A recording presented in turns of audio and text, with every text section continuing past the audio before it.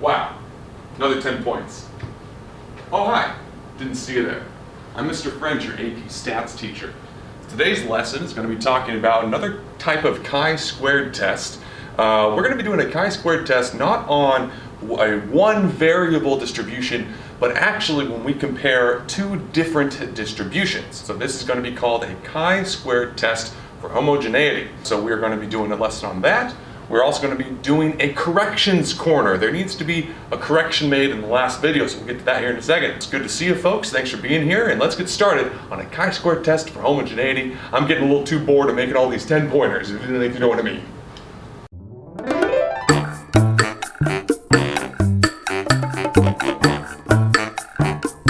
So the observed count for the number 1 was 4. That is a correct statement. Minus its expected, which you've already calculated. If they all have a 1/6 chance, 1/6 of 40 is 6.667. Do that in your head or use a calculator? Square that difference and you divide it by the expected, 6.667. So far so good, genius. You add that to the next one. So 2 showed up 11 times, so it's going to be 2 minus 6.667 squared. We're going to pause right there. It's not 2, it should be 11. Hi, Mr. French again, your AP Stats teacher. Every time I make a mistake in my videos, I will be shaving my head. This is the consequence right here. Obviously, I went over that whole thing about the observed minus expected, and so calmly, I did not do that. Somebody emailed me. Shout out to the folks that emailed me there. Great, love it. Math thinkers out there thinking about math, thinking about statistics. The error is right here. It's not 2. It should be 11. Because that's what was observed. Typical mistake. I used the number 2 as the number of times it occurred. Last time I checked, if I rolled the number 2, I didn't roll the die twice. This should be 11 minus 6.667. Thanks for the email, really appreciate it. So if I make any more mistakes, I must shave my head again. Welcome back, math fans. Today we're going to be going over the chi-squared test for homogeneity. So this is going to be a little bit different than the previous unit. In the previous section, in 11.1, we did goodness of fit tests. And a goodness of fit test is on one categorical variable. So we looked at the example of, M&M, the color of M&Ms. We looked at the example of the distribution of numbers on a unfair 6-sided die. We looked at birthdays throughout the year, but everything was one categorical variable.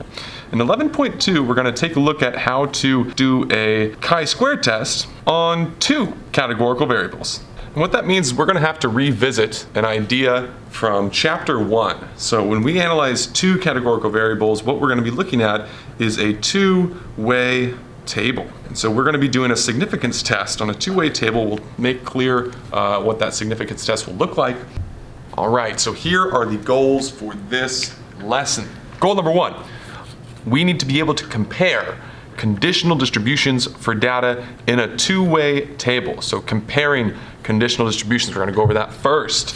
Number 2, we are going to state appropriate hypotheses and compute expected counts for a chi-squared test based on data, once again in a two-way table. You'll see a theme. The third thing we're going to do is calculate the chi-squared test statistic, degrees of freedom, and p-values for a chi-squared test based on a two-way table. The last thing that we'll do in this video is we'll perform a chi-squared test for homogeneity. A lot of stuff to do. This may be a 2-part episode. 2-part episode! We will see about that. Why are chi-squares helpful? Well, we saw in the first few videos that we can compare to see how well data fits a claimed or assumed distribution, but now we can start to see if data matches up against other populations or treatments. So this is the type of question that chi-squared tests will allow us to answer. So what if we wanted to compare the distributions of a single categorical variable across several populations or treatments. There's a few key words here in this question, but this is the type of question. A big key word here is that we are doing significance tests not on just one number, but an entire distribution of numbers. Another one is that we can now do a significance test on a distribution of a single categorical variable across several populations or treatments. So we're going to look at an example that gets to this here. So here's the scenario. Let's say if you've ever been to the store or if you've ever been to a restaurant, they play music in the background. So I'm curious to see how effective is the type of music that's playing change people's purchasing habits. And this particular example talks about the entrees ordered. So let's take a look at this. Here's a two-way table. Okay.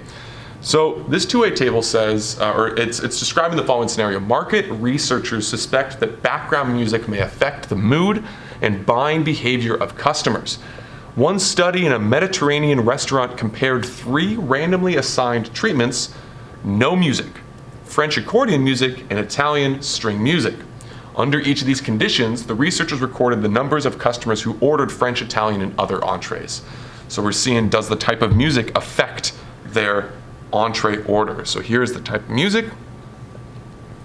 And then here's the entree that they ordered under those. So we had like 3 separate days where we played 3 different types of music, and then looked at the entrees that were ordered. So like for one day, there was no music playing, and looks like, a lot of folks ordered French entrees that day. Majority of folks ordered some other type. But if we look here, when French music was playing, it was kind of split between French and other. When Italian music was playing, it was a lot of French and other again, but notice how more people ordered Italian food when Italian music was playing. So the first thing that we're going to do, our first goal, go back to our goals, is we want to compare the conditional distributions for data in a two-way table. So we have a two-way table here. We're going to take a look at the conditional distributions. We're actually going to graph this by hand. So our first goal with this two-way table is to answer this question. We're going to calculate the conditional distribution in proportions. The reason for that is because there isn't the same number of people for the different days where they played different music. So we have 84, 75, 84. So we don't want to compare sizes of 75 to 84. We'll keep it in proportion of the entree ordered for each of the treatments. So the 3 different treatments are the type of music that played for a particular day. What I'm going to do is I'm going to take a look at how the distributions looked for when no music was playing. So when no music was playing, this is how the entree orders were distributed. So this is the none. Okay, so for the none, we have French, Italian, and other. The French is 30 out of 84, the Italian is 11 out of 84, and the other is 43 out of 84. And proportionally, this is 35.131 and 0.512. So when no music was playing, this is the percent of entrees that were ordered for each type. And then we can look at when French music was playing. So on a different day, French music was playing. And so when French music was playing, the entrees that were ordered could have been French, Italian, or other. And so out of this day, 39 out of 75 ordered French when French music was playing. 1 person out of 75 ordered Italian entree when French music was playing. And 35 out of 75 ordered some other type of entree. And so the proportions there are 52%, about 1.3%, and 46.7%. And the last one, when Italian music is playing, how does the distribution break down? So when Italian music is playing, you could have ordered French entrees, you could have ordered Italian entrees, you could have ordered some other entree. So when Italian music was playing, these are the entrees that could have been ordered. It looks like 30 out of 84 ordered a French entree, 19 out of 84 ordered an Italian entree, and 35 ordered some other entree when Italian music was playing. And here are the proportions for that. So 0.357, and we have 22.6%, and we have 41.7%. So these are the conditional distributions. So if you look at these proportions, a few things kind of stand out. The first thing that kind of stands out to me is that the highest proportion of 22.6% for Italian entrees was ordered when Italian music was playing. Another thing is that the highest for other was when no music was playing, which is kind of interesting. When French music was playing, that's when Italian was the lowest. We can kind of eyeball these conditional probabilities. Now our next task is to make an appropriate graph for comparing the conditional distributions. So we're going to make 3 different graphs. The first graph is going to be the data when no music was playing, the second will be when French music was playing, and the third one is when Italian music is playing. I'm going to go ahead and make 3 separate distributions here. Cool. So I have all my data that I need. So this is the none data. So I'll start with this one first. This is the none data when no music was playing. Kind of look like this. If I kind of look at my proportions here, I'm going to say over here we have percent. And I'm going to have 3 bars. So I'm going to label my axes clearly. 10%, 20, 30. I'm going to start with this first one here. When no music was playing, 35.7% of the people in this sample bought French entrees, so I'll go to 35.7-ish. And I'll just make a little bar right here, 37.5. Okay, and I'm going to label this French. And then for Italian, under the none, is about 13.1. So I'll just do about 13-ish right here. That's Italian. And then for other, it's 51.2. So here's like 51-ish right here. These are entrees. And then we'll do the same thing for these other 2 with their respective proportions as well. So a little AP Stats reminder, AP Pro tip. Typically when you take a look at a set of graphs, you're going to be asked to compare the graphs. It looks like overall Italian entrees are ordered less often. And so this is something you would write down. If you want to see an example of what could be written down, it's on page 699 in your textbook. Write at least like 3 sentences comparing like the things that stand out to you, things that look overall, but make sure you say comparative statements. For all 3 music treatments, the percent of other entrees ordered was fairly similar, so it kind of didn't change too much. You know, Italian for all 3 is always the lowest. When Italian music was playing, that is when it was the highest compared to the other 2. So make sure that you say comparative statements. If you just say that like, oh, the highest proportion for French music was when French was playing, make sure you compare it, so like it's the highest compared to when Italian was playing, or like it was this much more when Italian was playing. Out of the 2 options of French or Italian, French seems to be pretty popular. Other could, you know, incorporate many other types of dishes. Once again, take a look at a few sentences that you could write on page 699 in your text. So here's the situation. I noticed that all these shapes are fairly similar, right? Peak, peak, valley, peak, peak, valley, peak, peak, valley. In the previous video, for goodness of fit, there was one claim distribution. You were seeing how well does it fit that distribution. This type of test is going to say how well do these distributions fit each other. In other words, are these distributions truly the same? Or did we see these slight variations simply just due to the random day? Right? These were separate situations where they listened to this music.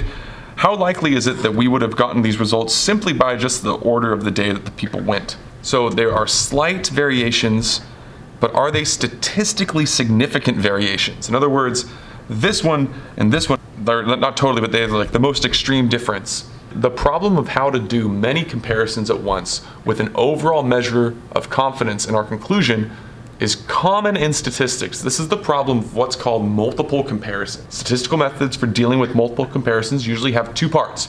An overall test to see if there's good evidence of any differences, kind of like this, but we'd have to do a test, and then a detailed follow-up analysis to decide which of the parameters differ and to estimate how large the differences actually are. The overall test, so the first part, the overall test uses the chi-squared statistic and the chi-squared distribution. So we're going to get to goal number 2 in our video for today, okay? And that's setting up hypotheses. So once again, we are going to say that we're curious to see, are these distributions amongst these 3 separate treatments the same?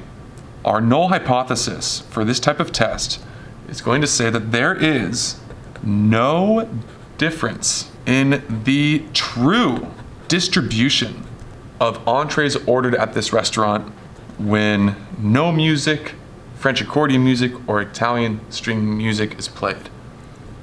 So for a test for homogeneity, homogeneity means things are the same. So in this case here, we are going to assume that the distributions of the 3 treatments, the true distributions of the 3 treatments, are all the same distribution. Alternatively, so if our null is that there is no difference, remember the null is the dull hypothesis. So the dullest assumption is that these are all the same. They're truly all the same, and these slight variations just happen by chance. Alternatively, instead of saying that there is no difference, there is a difference in the true distributions of entrees ordered at this restaurant when no music, French accordion music, or Italian music is played. And that's essentially true for all types of chi-squared tests for homogeneity. So a test for homogeneity is a test amongst separate populations or separate treatments. We're going to look later at another test where that's not the case, and so it's a slightly different name. But a test for homogeneity is always talking about that the distribution of the populations or treatments is that there is no difference or that there is a difference in the distributions. So now we're going to go over how to calculate the expected counts for a chi-squared test statistic for a two-way table. So we have this formula for the chi-squared test statistic. We have the observed minus expected squared over the expected, and then you add up all those things. So when you have a two-way table, your observed counts are literally what you observed in the two-way table. In the two-way table. It's what you observed. There are 9 observations here. The totals do not count as an observation. So, for example, we observed that when no music was playing, 30 people ordered a French entree. When French music was playing, 1 person ordered an Italian entree. So we have 9 observations. So the observation piece is all of these 9 numbers. The expected counts comes a little bit differently. So I'd like to justify the expression that we work with for expected counts. In order to justify, I'm going to go back to what we're assuming is true. We're assuming that there's no difference in the true distribution of entrees ordered when no music, French music, or Italian music is playing. That's what we're assuming is true, that there is no difference between these distributions. Hi! What's up? I like the shape. I'm just going to Thank you. I like this. If we assume the distributions are the same, essentially what we're saying is that it doesn't matter the type of music that was playing, and that 99 people were going to order a French entree in general. So I'm going to talk about what we would expect for this right here. So 30 people ordered French entrees when no music was playing. So that's our observation. But how much should we expect? Well, if we assume that the type of music does nothing, 99 out of 243 people ordered French entrees. So once again, we have 30 people ordering French entrees when no music was playing. How many should we have expected? Well, 99 out of 243 in general, not caring about the type of music that was playing, 99 out of 243 ordered French entrees. We are going to assume that this proportion is the closest thing to the true proportion of people who would order French entrees in general. Once again, assuming the type of music does absolutely nothing. 99 out of 243 would have ordered French entrees regardless of the type of music they listened to. If this is the true proportion of people that would order French entrees, and there's 84 people who didn't have any music, well then our expected count for French entrees ordered, well the assumed proportion of ordering French entrees is 99 out of 243, which is about 40%. So we're going to say that this proportion holds true regardless. If 84 people didn't listen to any type of music during their meal, then we can safely assume that if we're assuming that the type of music does nothing, 99 out of 243, which is about 40%. So 40% of these 84 people, we should expect to order French entrees. So what we do is we take the proportion, 99, 243, and we times it by the number of people who didn't listen to music. If the type of music does nothing, we would expect this proportion of people to order French entrees. There are 84 people in this group, and so 84 times that proportion is 34.22. So that is that's expected. And we could do the same thing. We can keep going here. So for example, like this one, if the treatment does nothing, so this is our observed count. We observed that 1 person, when they listened to French music, ordered Italian food. So what would we expect? What's the true proportion of people who would order Italian food? Because we're assuming that the treatment does nothing. So 31 out of 243 people ordered Italian food. So this is the true proportion. Now if we multiply that by the number of people who got French music, that's going to tell us what we would expect out of 75 people, how many of them are going to be ordering Italian food. So this is about 12.8%. I mean, if the treatment does nothing, then we should expect that about 12.8% of people in general are going to be ordering Italian dishes. There's 75 folks in the French category. And so if we calculate this, we would expect 9.57. So if the distributions are the same, we would expect when 75 people are listening to French music, that 9.57 of them would order Italian food. There's a really nice formula that kind of generalizes this idea right here. Some of you are probably like, I'm super confused right now. How do I find the expected counts? Expected counts is a really nice formula that's not in your formula sheet. What you do is you take the row total, you multiply that by the column total, and divide it by the total. So you can see here the proportions. So row total over total, that's like the true proportion, and then this is just the size of the treatment or the separate population. So this is how you get expected counts for a two-way table. And this is not in your formula sheet. All right, so in order to calculate the chi-squared test statistic, what we have to do is we would have to write out the observed minus expected squared over the expected. So here's for the first one here, we'd say 30 minus 34.22 squared over 34.22 plus, and it doesn't really matter like the order that you go. It looks like I have not done this one yet, so I would go 39 minus, and the expected, once again, for the expected, you take the row total, so I'm going to take 99 times the column total, 75, divided by the total. So this one has an expected of 30.56, and I'd keep going. So 39 minus 30.56 squared over 30.56 plus dot dot dot.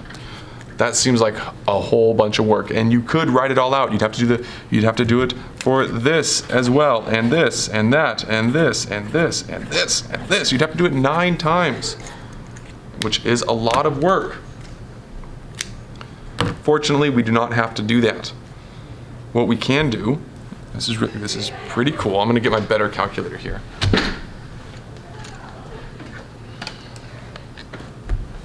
So, in order to add this all up the quick way, you can go to your calculator. Now, if you were showing work, you'd want to make sure that you show this part here. You're going to click, so if you use the calculator, you're going to go to matrix. So matrix is the button right above x to the negative first here. So second matrix. We're going to go to edit. I'm going to edit matrix A, and it's a 3 by 3.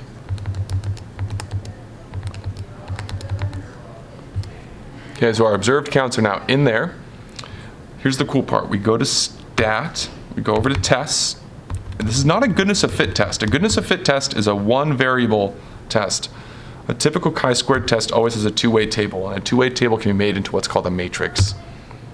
So my observed should be in matrix A, my expected is going to be in matrix B, and we're going to calculate our test statistic. Now here's the cool part. It gives you the chi-squared test statistic right here. So my chi-squared, if I add up all these, I would get 18.279. It also gives us a p-value as well.